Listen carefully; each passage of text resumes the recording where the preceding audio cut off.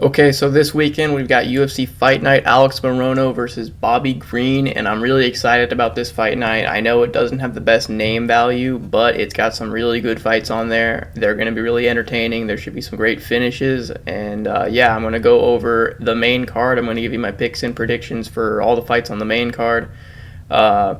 I might give you some picks at the end for the prelims, but I'm not going to go into predictions for them. So let's start off with Bill Algeo versus Alexander Hernandez. I think this is going to be a really awesome fight for about a round and a half. I don't see it lasting much longer than that, maybe 2 rounds. I'm going to go with Bill Algeo on this one. I could see Alexander Hernandez getting a first round finish because Hernandez is a very explosive and powerful guy. He's fast and he's a good fighter for 1 round, but he has this problem in most of his fights where he tends to wilt after the first round. If you see his fight against Billy Quarantillo, I think is a good example of that.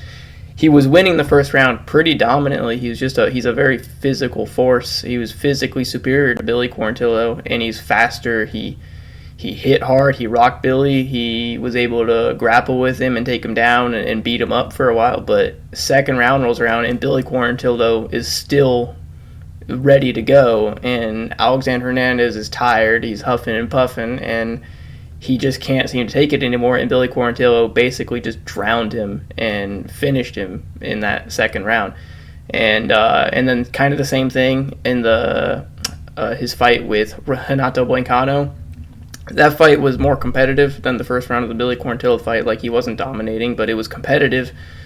Second round comes around, and he's tired, and he gets finished rather quickly. So, and Bill Algeo is a guy who's really tough, and he's used to going to war, and he has good finishing ability, and he won't get tired, at least not nearly as quickly. And I feel like second round comes around, and even if the first round is like close, second round will come around, and Alexander Hernandez will probably be tired, and he'll probably lose. He'll probably get finished.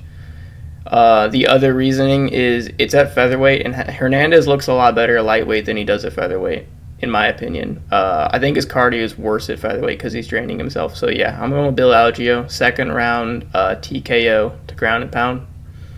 Up the card, Felipe Lins versus Ion Cutelaba. Oh boy. It's an Ion Cutelaba fight, so who knows what'll happen. It's really hard to say. Oh geez. I think I'm gonna go with Felipe Lins just because I don't trust Ion Cutelaba, and he just can't string together wins. That's kind of the logic I'm going to go off of here, because you can't logically pick an Ion Cutelaba fight, because sometimes he pulls it out of the bag and he gets it done, but usually he does something dumb and he gets finished. Kennedy Nzechukwu fight, he got finished. If you get finished by Nzechukwu, you're not a top caliber fighter. He pulled really weird stuff against Magomed Ankalaev. He got like fake finished in one of their fights and actually finished in the other one, if you remember that, where he pretended to be rocked to bait him and the ref called it off. He just doesn't seem very smart. He has good grappling, and if this goes to the ground, I would bet that he gets a submission. But I don't think that'll happen. He's just so chinny. That's one issue. I think he's going to try to brawl it out early, and he's going to get caught. And, I guess if you're going to pick an Ion Cutelaba fight, look at his last fight. If he won his last fight, then he's probably going to lose this one, because that's what he does. He wins one, and then he loses 3 or 4. So, I'm going to go with Felipe Lins, just purely based on Ion Cutelaba being a total wild card. Drew Dober versus Ricky Glenn. I think this is a pretty obvious pick for most people. Unless Drew Dober looks terrible after getting knocked out by Matt Frevola, he should pretty easily handle Ricky Glenn. I just don't see Ricky Glenn's grappling being strong enough to take down and hold down Drew Dober. Drew Dober was taken down by Islam Makhachev, but outside of that, it doesn't really happen. Alexander Hernandez couldn't really take down and hold down Drew Dober. Drew Dober ended up knocking him out. Drew Dober knocked out Bobby Green, who is in the main event of this card. He's got really good power. Pretty decent boxing. It's not the best. He was getting pieced up by Bobby Green really bad in their fight, and he was getting pieced up by Matt Frevola. But Matt Frevola carries power. Bobby Green not so much. So Matt Frevola was able to finish him, which is my one worry in this fight. He might look really slow, and he might not look as his usual self. But even if he doesn't, I still don't see Ricky Glenn winning. I don't think Ricky Glenn carries the power to knock out Dober, and I don't think he has the striking ability to outstrike Dober the whole fight. And I don't think he can take down and hold down Dober. So I think this should be a pretty safe win for Dober. I think he'll probably get a first-round finish. It's just a matter of time before he catches Ricky Glenn, and I don't think Ricky Glenn's chin is the best. So, yeah, I think he'll catch Ricky Glenn in the first round. Probably back him up against the fence when Ricky Glenn fails some takedowns, throw some hooks, eventually land one, and put him down. It's pretty simple. The next fight is Alex Morona versus Joaquin Buckley. This is a really good one and a really hard one to pick, because I think most people are probably going with Buckley on this one. I don't know what the odds are, but I would guess Buckley's the favorite. And I want to go with Buckley because I know he's better than Alex Morono. Not to disrespect Alex Morono, I think he's great. But Buckley is genuinely a very good fighter, and I think he's underrated. He has good boxing. He's very powerful. He's very strong. He's really fast. He's super aggressive. He fights really aggressive. He's very good, and he's very fun to watch. My problem is that he's chinny. He's been knocked out however many times at middleweight. I know he got knocked out by Kevin Holland. He got knocked out by Alessio Di Chirico. He got knocked out by Chris Curtis. Now, the Chirico fight, that was a head kick, and then Kevin Holland and Chris Curtis, they both hit hard. But, all of those ones, he was just out, pretty much.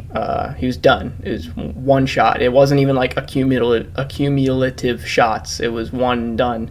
And Alex Morono, he might not have the craziest power ever, but I still worry that one of his weird overhands that he throws, he straightens his whole arm out and he throws these really weird shots over the top. And if one of those lands on Buckley, it could be over. But I think I'm still going to trust in Buckley to get it done. Alex Morono recently was knocked out as well by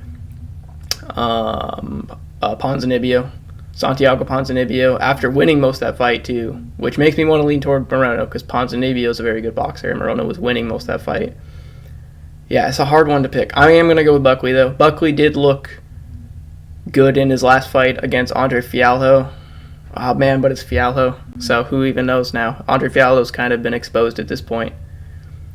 I'm still going to trust in Buckley. I'm hoping that him getting knocked out was mostly a result of being at middleweight and being a little undersized. And he looked good in his last fight, and we'll see how he does against more of these welterweights. I think this is a good step up for him. And, yeah, I'll pick him to win.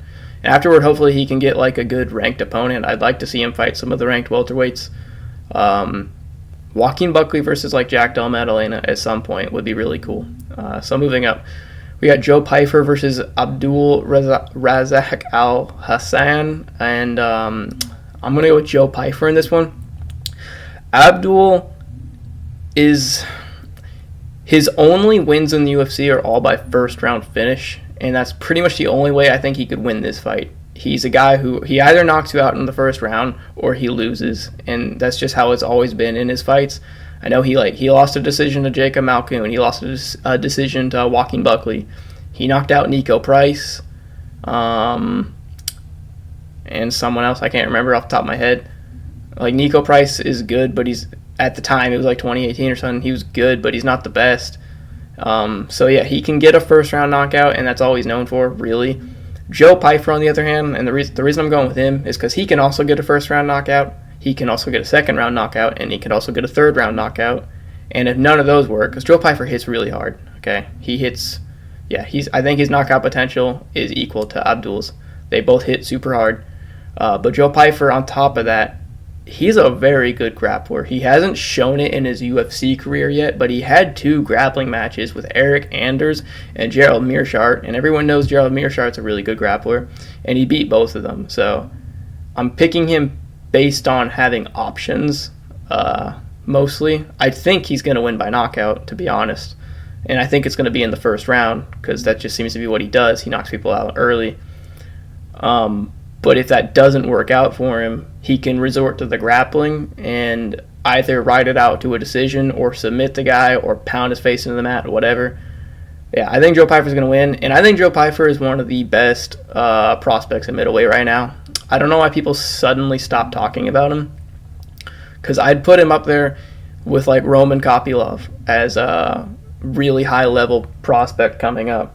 He might be the best prospect in middleweight right now. Roman Kopylov is the other one. He's really good. So I'm excited to see that fight. I'm excited for the future of Joe Pyfer. I'm sure he'll fight for a belt at some point. So final fight on the card, main event, Grant Dawson versus Bobby Green. This is another obvious one, in my opinion. I'm sure everybody's feeling the same way about this one. I'm going with Grant Dawson. It's kind of sad. At this point in Bobby Green's career, I just don't know who I would pick him to win against, because post Drew Dober fight, even though he was winning most of the Drew Dober fight, he got knocked out, and he hasn't looked the same in the last couple fights. He didn't look great against Tony. I know he won, but at this point, a win over Tony Ferguson means pretty much nothing. And Tony made it somewhat competitive, which is not a good sign. And he looked really bad against Jared Gordon. Like, you shouldn't look that bad against Jared Gordon. We all saw the Jared Gordon versus Paddy Pimblett fight. Jared Gordon barely lost a robbery decision to a one-legged Paddy Pimblett, and Paddy is not good on the feet at all. And Jared Gordon was winning the fight against Bobby Green, and I don't think he would have won a fight against Bobby Green a couple of years ago, but the current version of Bobby Green couldn't handle Jared Gordon, and that's not a good sign until the headbutt, obviously. So, Grant Dawson, Bobby Green's going down, and Grant Dawson I think is coming up, because not that long ago, Grant Dawson went to a draw with Ricky Glenn, and that's not good for him. Ricky Glenn was pretty old at that point, and Grant Dawson's supposed to be this up-and-coming prospect who's just taking everybody out, but he looked bad in that fight. But that was kind of a one-off, I think, because he submitted Jared Gordon in the third round, I believe, and his most recent performance against Damir Ismagulov was very, very impressive. Maybe in hindsight, Damir is just not as good as we thought he was, but I still think Damir is a really good fighter, and I think what Grant Dawson did, when you compare it to, say, what Arman Tsarukyan did to Damir, is pretty much an equally dominant and equally impressive performance. And so I think Grant Dawson's going to pretty easily get his hands on Bobby Green and take him down, and I think he'll probably submit him. I think he'll eventually get the back and sink in a rear naked choke. But I'm going to go with Grant Dawson by I'm going to go second round submission. I'm picking pretty much all early finishes. This fight card is fun. It has fun fights on it. I don't think they're all that competitive, though. I think Felipe Lanzi, Yankutalaba could be competitive. Bill Algeo versus Hernandez could be really competitive for the first round. I think the competitive, it becomes a lot less competitive after that, I think, just because Hernandez breaks. Drew Dober, Ricky Glenn, I don't think it's going to be very competitive. Morono Buckley, actually, that will be. I just think it'll be over pretty early. And Joe Pyfer Abdul might be competitive, but again, over very early. Morono Buckley could go to a decision, but I'd probably lean toward a finish for either guy. Yeah, I think we might have a clean sweep on the cards here. All finishes. I would not be surprised. Ian Kutalaba doesn't usually go to a decision. Drew Dober probably going to knock out Ricky Glenn. Morono Buckley probably not going to go to a decision, but it could. Pyfer versus Abdul, definitely not going to a decision.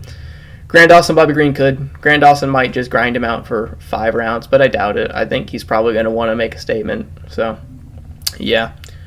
Alright, so that's all I got. So if you guys enjoyed the video, then hit the like button. If you didn't, hit the dislike button. If you could subscribe, that would be cool. If you have any thoughts on any of these fights, leave a comment. Let me know. I'll talk to you guys later. Bye.